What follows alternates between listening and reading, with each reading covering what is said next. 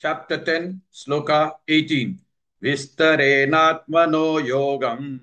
Vistarenatmano yogam. Vistarenatmano yogam. Vibhutincha janardana. Vibhutincha janardana. Vibhutincha janardana. Vistarenatmano yogam. Vibhutincha janardana.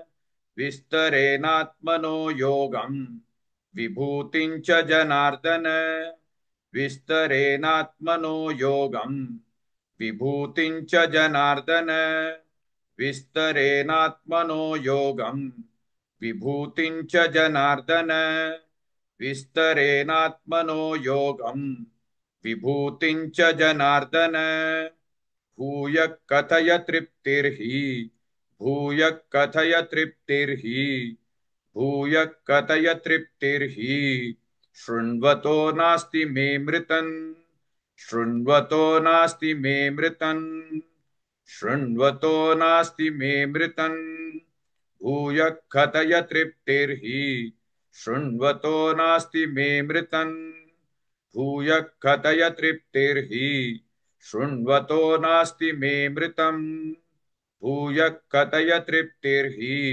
शृण्वतो नास्ति मे मृतम् भूय कथय तृप्तिर्हि शृण्वतो नास्ति मे मृतम् भूय कथय तृप्तिर्हि शृण्वतो नास्ति मे मृतम् विस्तरेणात्मनो योगम् विभूतिञ्च जनार्दन भूय कथय तृप्तिर्हि शृण्वतो नास्ति मे मृतम्.